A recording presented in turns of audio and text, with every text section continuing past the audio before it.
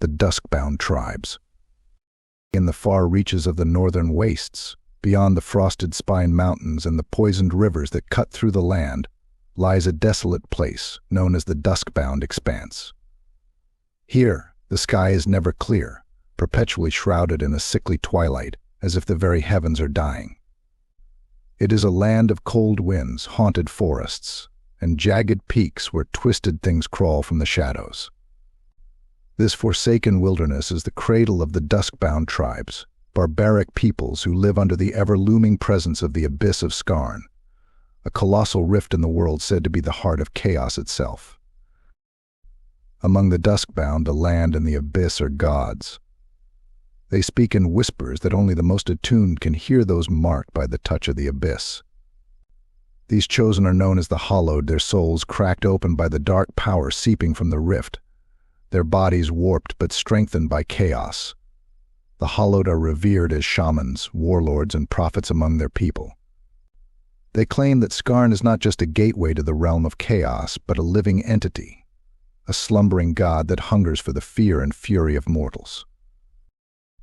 The Duskbound Tribes are many, their allegiances fleeting and their rivalries eternal. The Oros, known for their bone-forged weapons and towering warlords, are the most feared, ruling the steppes with brutality. The Ashrun, a nomadic tribe of raiders and mystics, wander the edge of the abyss, believing the closer they remain, the more blessed they are by the powers within.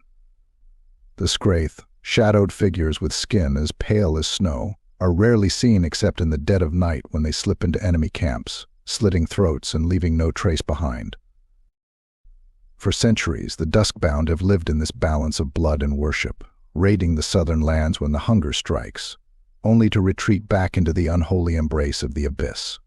Their gods, their twisted land, and the power they draw from it have shaped their lives in ways the more civilized people of the South could never understand.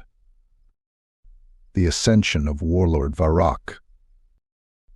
Varok Oros, the son of the great chieftain Tharn, was born under a blood moon, a sign that the Abyss had marked him from birth. Unlike the other warriors of his tribe, Varok felt the pull of the Abyss deep within his bones. While others reveled in the thrill of battle, he sought something more, the favor of the Abyss itself. His journey to power was not forged through sheer brutality alone, but through a dark understanding of the nature of chaos. When his father fell in a raid against the southern lands, Varok did not weep. Instead, he ventured alone to the edge of Skarn, standing on the precipice of the great rift as the winds howled and the sky churned with dark clouds. He opened his mind to the whispers, letting the corruption seep into his veins. That night, Varok changed. His skin turned a dull gray, his eyes glowed faintly with an inner fire, and his strength grew tenfold.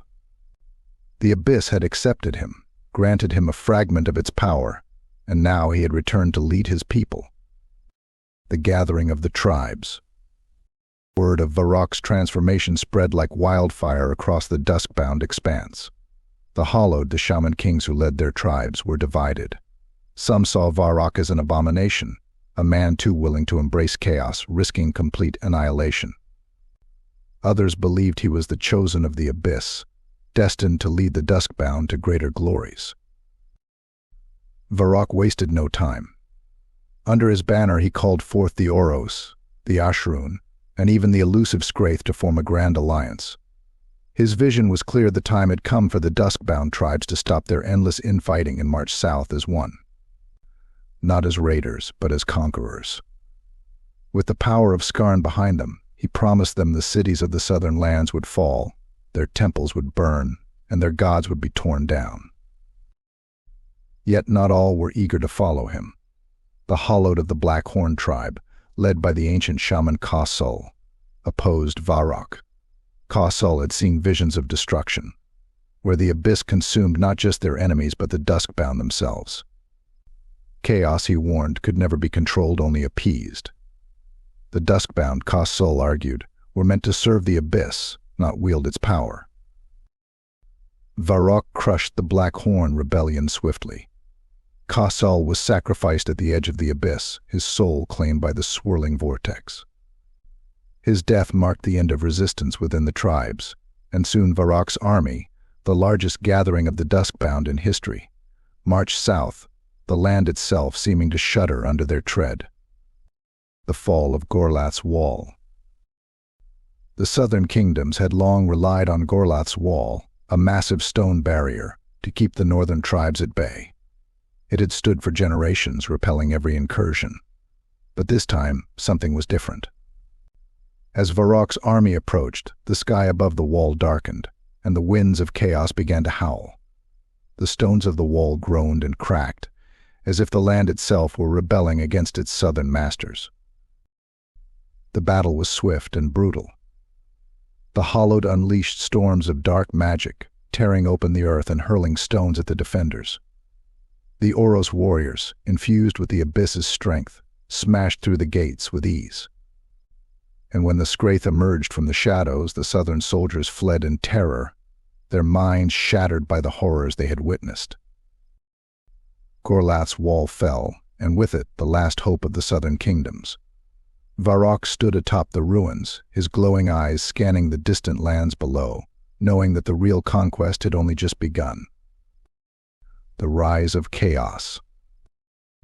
As the Duskbound descended into the heart of the southern lands, chaos followed. The Abyss, now freed from the shackles of the northern wastes, spread its dark tendrils further, warping the land and twisting the minds of those who dared resist. The southern kings, once proud and unyielding, were consumed by madness, turning on each other as the power of chaos overwhelmed their minds. Varok, now more a creature of chaos than a man, reveled in his conquest. But as his armies marched further, something stirred deep within the Abyss. Skarn, the slumbering god of chaos, awoke. Its hunger was insatiable, and as it devoured the lands, Varok realized too late that he had not controlled chaos, it had controlled him. The Abyss demanded all, and in its greed it would consume the very world. And so, the Duskbound tribes, who had long worshipped the Abyss and the chaos it brought, found themselves swallowed by the darkness they had unleashed.